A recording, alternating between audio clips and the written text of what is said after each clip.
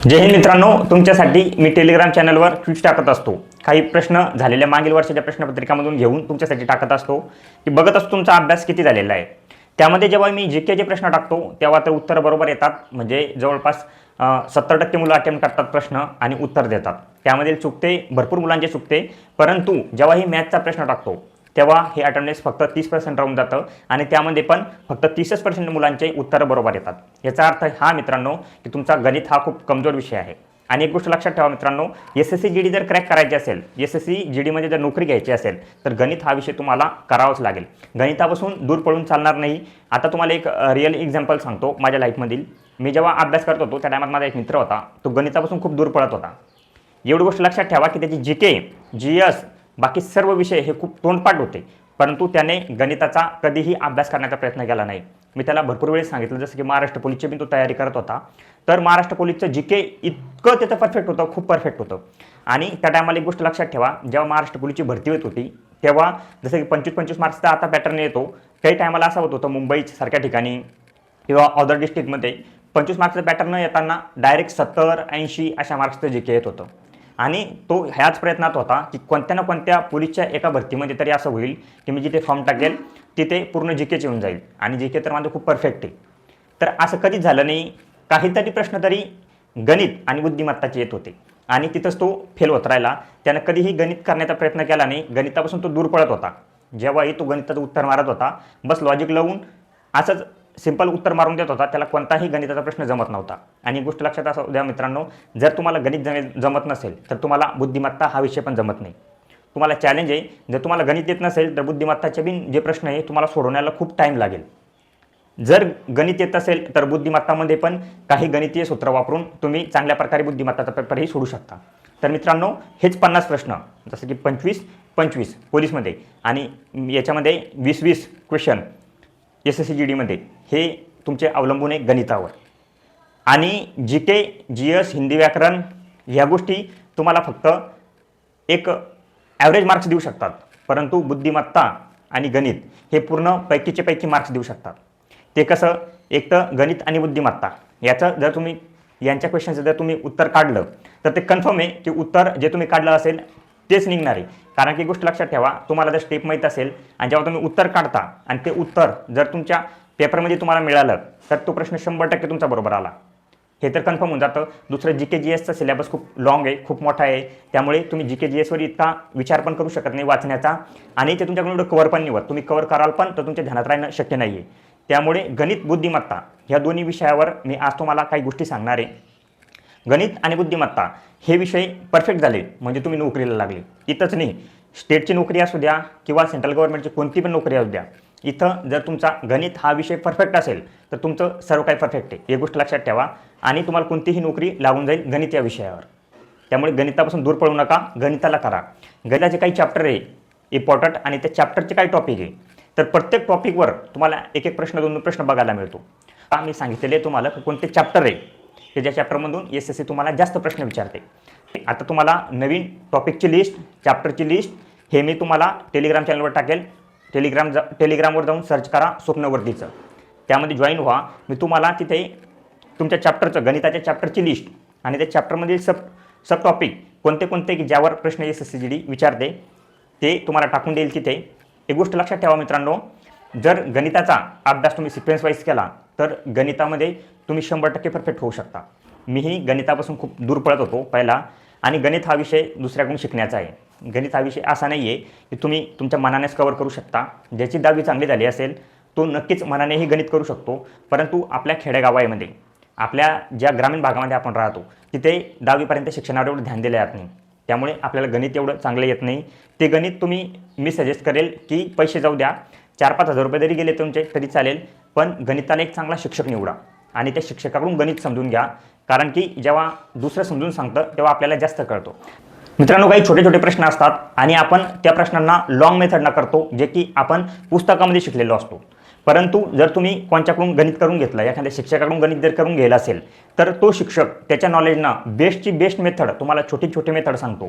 इथेच शिक्षकाकडून शिकणं हे तुम्हाला फायदेमंद ठरतं.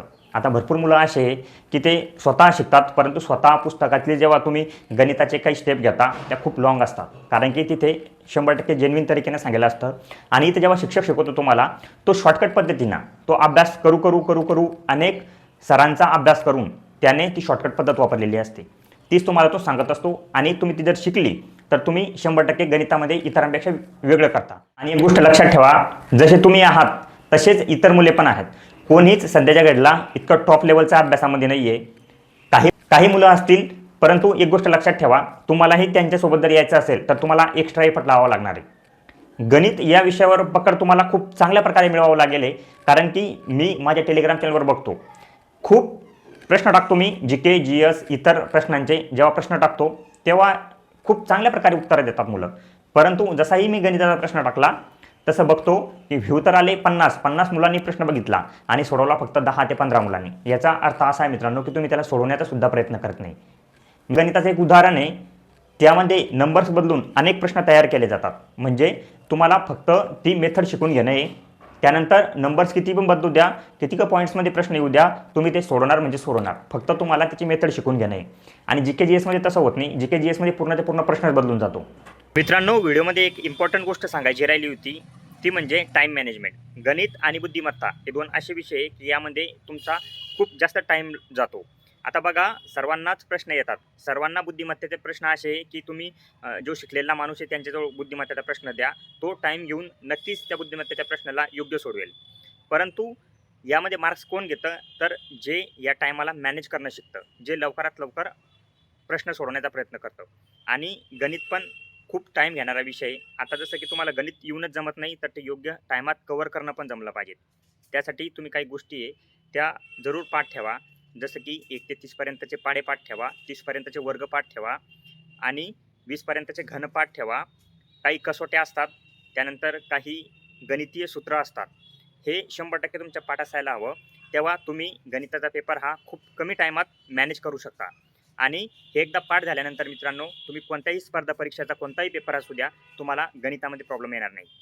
त्यामुळे लक्षात ठेवा, गणित हा विषय तुम्हाला 100% पुढे घेऊन जातो.